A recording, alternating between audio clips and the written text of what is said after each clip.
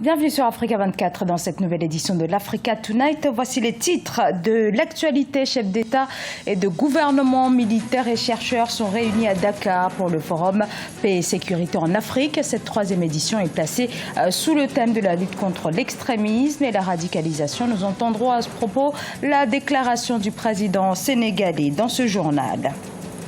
L'Afrique face au défi de l'industrialisation, une industrialisation freinée notamment par la faiblesse des réglementations et du marché intérieur.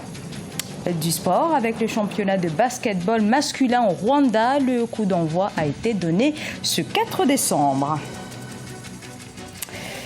La lutte contre le terrorisme au centre des réflexions. L'Afrique est depuis 2015 le continent le plus touché par les attaques. La lutte contre le fléau et l'extrémisme violent revêtent un enjeu de premier ordre pour l'avenir du continent. Cette question est au cœur de la troisième édition du Forum Paix et Sécurité en Afrique qui s'est ouvert ce lundi 5 décembre à Dakar. La cérémonie d'ouverture a été marquée par l'allocution du chef de l'État sénégalais Macky Sall. On l'écoute.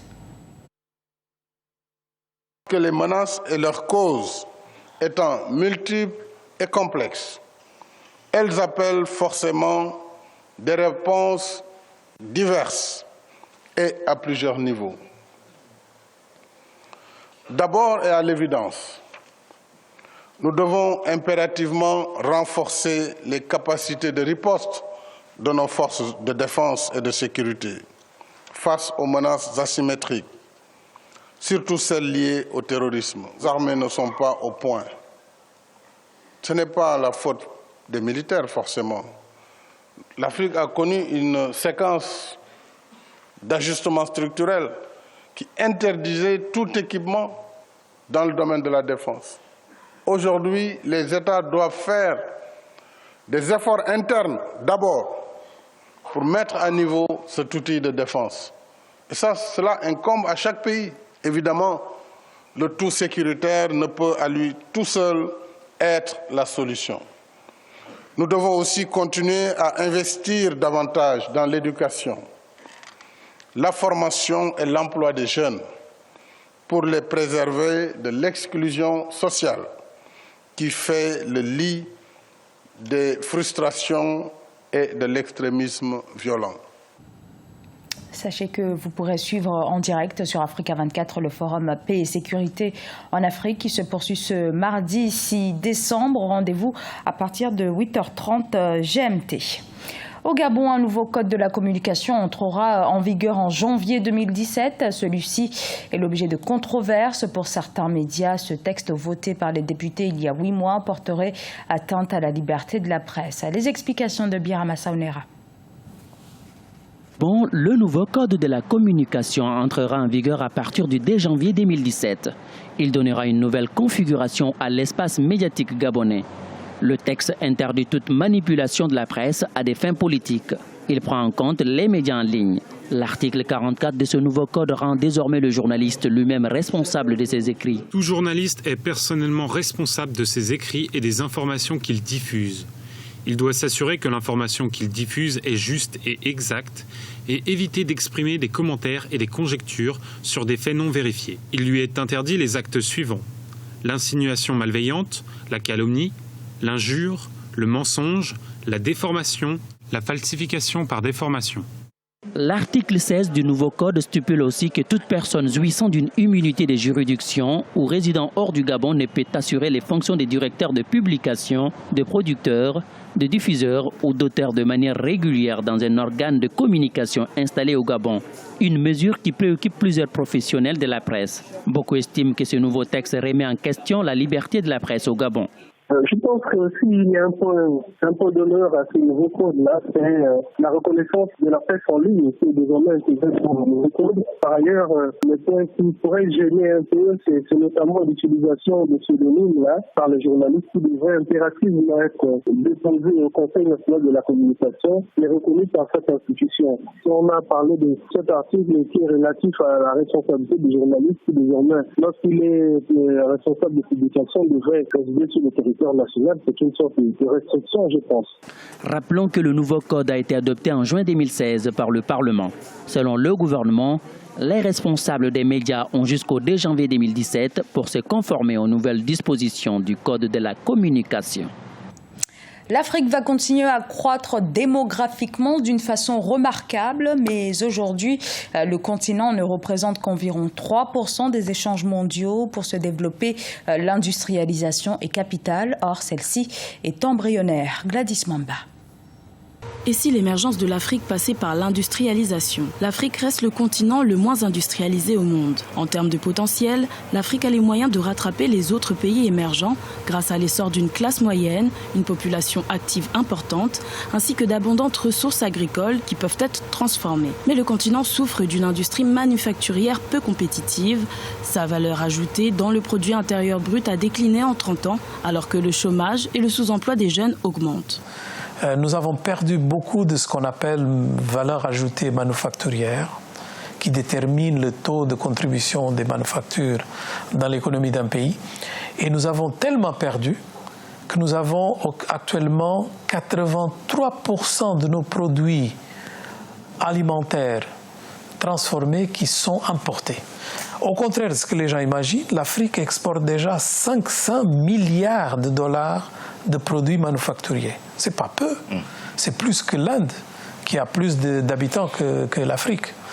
Mais c'est vrai que ce n'est pas suffisant. Le marché africain est en plein essor et devrait compter 2 milliards de personnes d'ici 2050. L'industrialisation du continent africain devrait permettre à terme de réduire et d'éliminer la pauvreté, alors que la moitié de la population de l'Afrique dispose de moins d'$1 par jour pour vivre. Mais le déficit d'infrastructures en Afrique, estimé à 93 milliards de dollars d'investissement par an, entraverait le développement de l'industrie. La réalité, c'est que l'Afrique a beaucoup de financements non utilisés parce qu'elle gère mal ces financements, par exemple les fonds de pension. Le développement des industries nécessiterait également une plus grande protection des économies africaines. La mise en place d'une protection intelligente s'avère donc nécessaire pour permettre l'essor des industries africaines. Aujourd'hui, plus de la moitié des pays du continent figurent parmi les moins bien connectés. Les technologies de l'information et de la communication, quelle stratégie pour assurer leur développement? La question a été justement soulevée au Forum d'investissement d'Alger. Maria Madrami. Et sur le thème « Travailler ensemble pour réussir ensemble », les travaux du Forum africain d'investissement et d'affaires se sont poursuivis ce dimanche 4 décembre à Alger. Avec près de 75% de sa population qui ne peut pas accéder à Internet, l'Afrique est le continent qui est le moins connecté au monde. Et pour un meilleur développement numérique, les experts préconisent un partenariat intra-africain. L'Afrique ne peut pas faire passer le fait qu'il faut qu'ils collaborent, que tous les pays africains puissent collaborer pour une stratégie globale des ICT, parce que de toute façon, chacun tout seul ne pourra pas le faire, et répondre aux besoins à la globalisation ne pourra se faire qu'en regardant l'Afrique comme étant un tout pour avoir la force de présence sur le plan international. Le développement des infrastructures du numérique a un impact direct sur la croissance économique. Le continent pourrait s'inspirer du modèle algérien pour une meilleure croissance de l'économie numérique africaine. L'Algérie a son propre modèle qui peut être un élément à suivre, peut-être à d'autres pays africains, où il y a des réseaux primaires, des réseaux relativement importants, mais également des réseaux alternatifs. On sait aujourd'hui que les gouvernements ont initié beaucoup de projets structurants, d'accord, parmi lesquels on peut citer le PICI, qui est ce Presidential Infrastructure Champions Initiative, dans le cadre du NEPAD. Ces 15 dernières années, le secteur des technologies de l'information et de la communication a connu un développement fulgurant avec un taux moyen de pénétration mobile de 79%. Toutefois, le fossé entre l'Afrique et le reste du monde reste important. Le championnat de basket chez les hommes a démarré ce dimanche au Rwanda, une compétition très attendue et la première journée du championnat a vu briller les équipes APR et Espoir BBC à Kigali. Reportage Olivier Jacotin. APR en jaune et noir a largement battu United Generation Basket en noir et blanc ce 4 décembre 2016 à Kigali, 91-45, soit 46 points d'écart. Le club de l'armée a facilement remporté tous les cartons de la rencontre. Ce troisième match comptait pour la première journée de la Ligue 1 2016-2017 de basketball homme du Rwanda. On avait besoin de cette victoire, c'est bon pour notre morale, car chaque fois qu'on perd une partie, c'est dangereux pour la cohésion du groupe. C'est le sport. Il y a des fois, on doit admettre qu'on était battu, mais on va corriger des fautes. Il y avait beaucoup de pertes de balles. On va corriger dans les entraînements. Et puis le deuxième match, ça sera bon.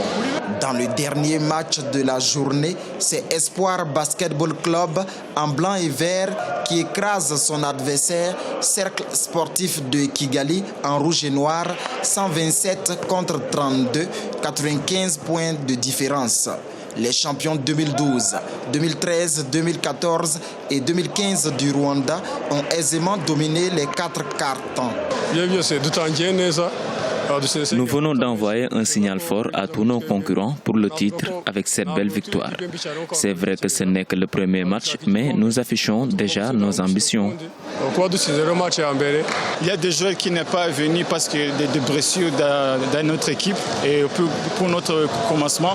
Alors on va commencer le championnat de notre match, on va faire un effort pour gagner ce match aussi. Les deux autres rencontres de cette première journée du championnat ont vu la victoire de la formation des étudiants de la capitale IPRC Kigali sur Rusizi 81-74.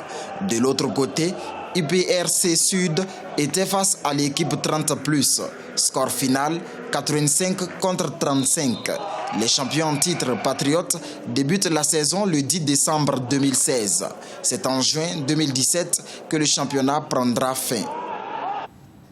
Ce journal a été réalisé par l'ensemble de la rédaction. Nous vous remercions pour votre fidélité. Dans un instant, une nouvelle édition de l'actualité sur Africa 24.